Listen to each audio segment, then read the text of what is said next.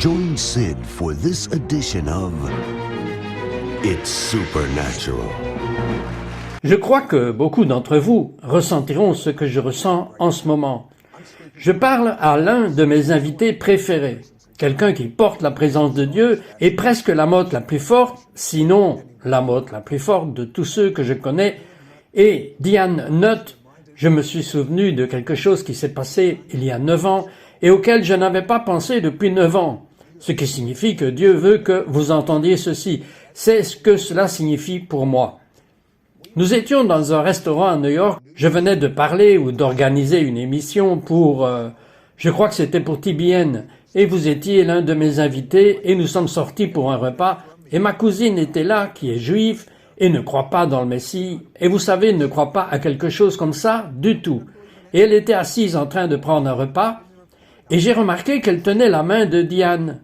Maintenant, il y a une raison pour laquelle je vous dis cela. S'il vous plaît, suivez-moi. Maintenant, selon votre point de vue, vous avez tendu la main et attrapé sa main, ou a-t-elle tendu la main et attrapé votre main tendue? Non, elle a attrapé la mienne. C'est une personne juive non sauvée. Pourquoi pensez-vous qu'elle a fait cela? Je sais pourquoi vous pensez qu'elle a fait cela.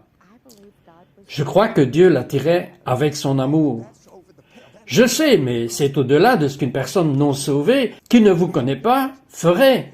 Je veux dire, je connais ma cousine, je sais que ce n'est pas ce qu'elle ferait, et je regarde, et elle lui tient la main comme ça. Et je pense juste que c'est Diane qui a attrapé sa main, et qu'elle ne savait pas quoi faire.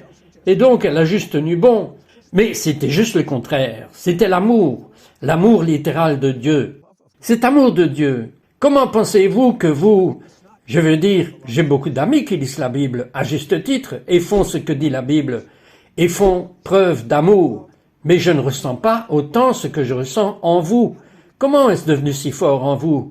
Eh bien, vous savez que Dieu m'a pris en esprit quand j'étais très jeune et il m'a restauré de ce qui m'était arrivé dans les premiers jours de ma vie. Ils ne le savent pas. Dites-moi brièvement ce qui s'est passé. Ok, donc mon père a abusé de moi sexuellement à 18 mois. Et nous a quittés que j'avais 3 ans, et a quitté cet état et n'a jamais plus rien eu à voir avec moi. Et donc vous savez que c'était une chose très magique, que j'ai dû traverser même si j'étais très jeune. Mon âme, bien sûr, étant jeune, je ne savais pas, mais mon esprit se sentait tellement rejeté et abandonné. Mais Dieu, le Père, m'a prise dans l'esprit. Vous savez, j'étais une petite fille allongée regardant les nuages, et la prochaine chose que je regardais, mon corps, et... Avez-vous eu quelqu'un de votre famille qui a emménagé dans ce genre de don? Non, jamais, mais il m'a attiré, vous savez, avec sa bonté aimante. Il a juste continué à me dessiner et l'Esprit Saint est devenu mon meilleur ami et m'a vraiment toujours dirigé vers Jésus. Et bien sûr, vous savez que Jésus m'envoyait toujours vers le Père et le Père m'embrassait toujours. Donc, je me retrouvais toujours à passer du temps seul.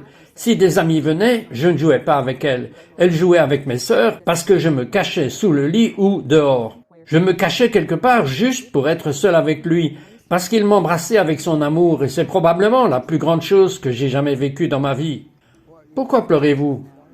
Parce que je peux le sentir en ce moment m'embrasser et vous savez qu'il était vraiment un père, le seul père que je connaissais. Et donc, en ce moment, certains d'entre vous savent que vous avez souffert dans votre cœur de rejet et d'abandon.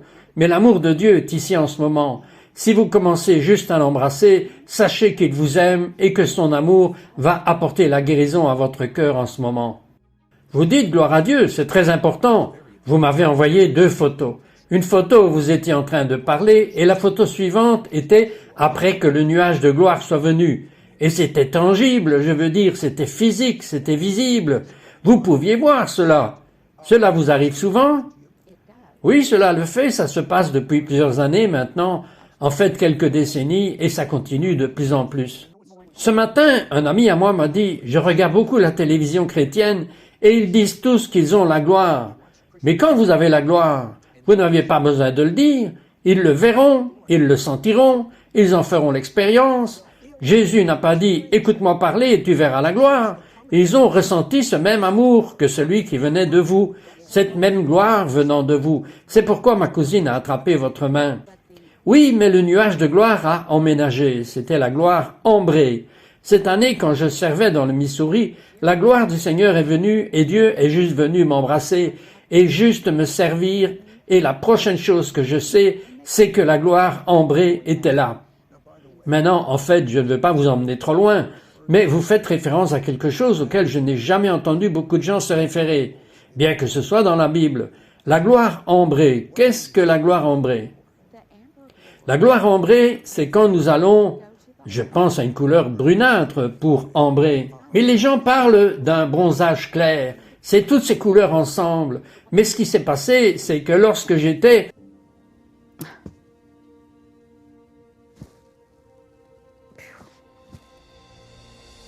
Que se passe-t-il juste à l'intérieur de vous? Je suis juste dépassé par la gloire du Seigneur. Je demanderai simplement aux gens de lever les mains vers le Seigneur en ce moment, et je veux que vous receviez juste parce que sa gloire est tangible, parce que Dieu est un Dieu tangible, et il veut que vous ne soyez pas seulement conscients que peut-être certains d'entre vous voient cette gloire ambrée en ce moment, peut-être que certains d'entre vous voient même le nuage blanc de la gloire, mais la clé ici est lui, dans sa plénitude de qui il est, le Père, Fils et Saint-Esprit, et il veut juste que vous receviez une transmission en ce moment. Donc, je libère juste la gloire dans vos maisons en ce moment, ou que vous écoutiez en ce moment. Je veux dire que je peux ressentir l'électricité dans mes mains en ce moment. C'est très puissant, Sid. Et des miracles se produisent en ce moment. Même Dieu guérit surnaturellement le cœur de quelqu'un en ce moment. Où vous avez eu beaucoup de traumatismes et de tragédies, et vous vous êtes vraiment senti suicidaire. Vous avez eu envie d'abandonner la vie. Écoutez, une vie abondante est mise à votre disposition en ce moment.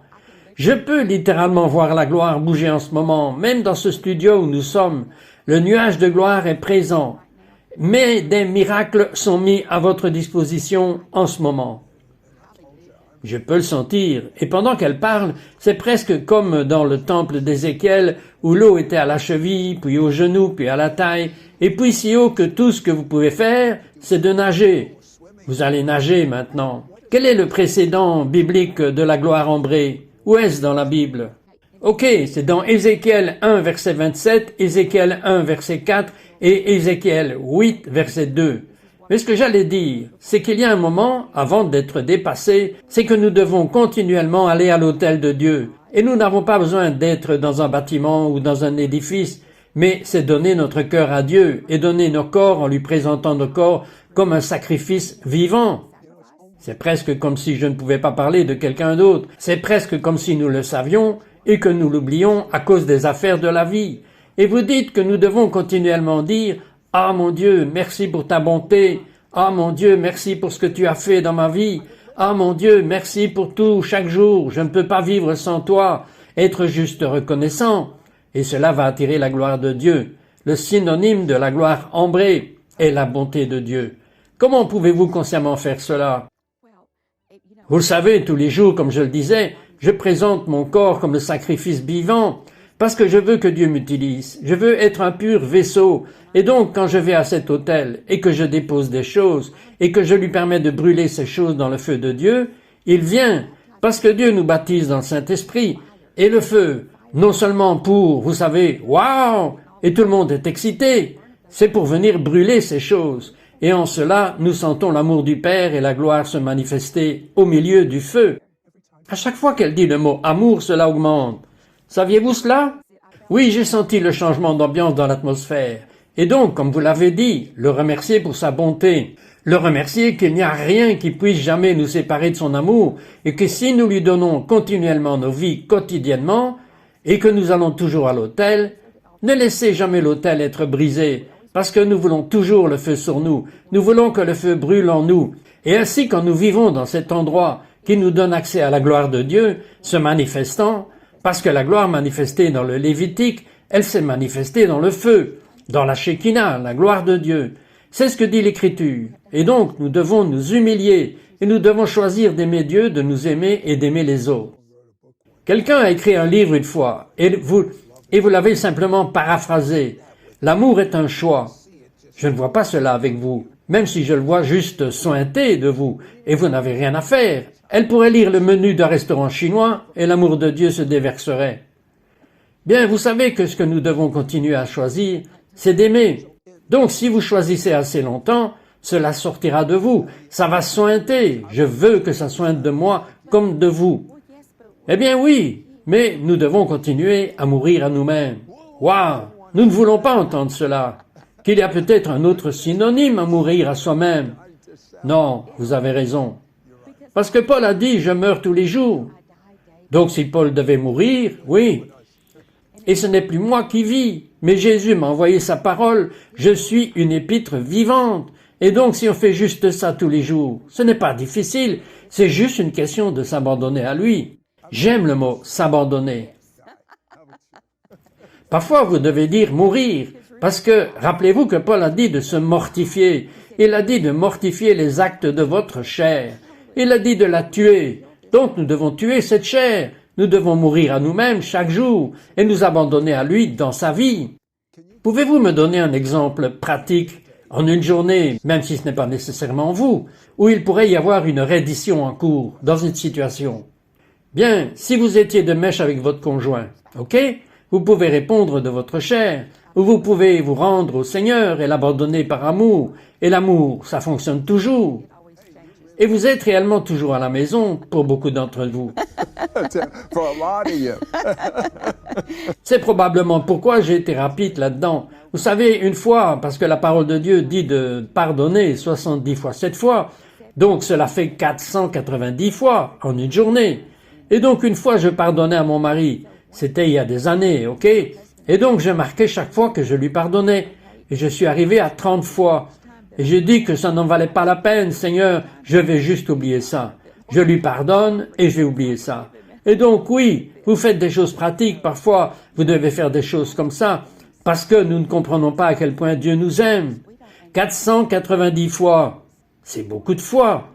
Donc nous n'avons aucune excuse de ne pas marcher dans l'amour.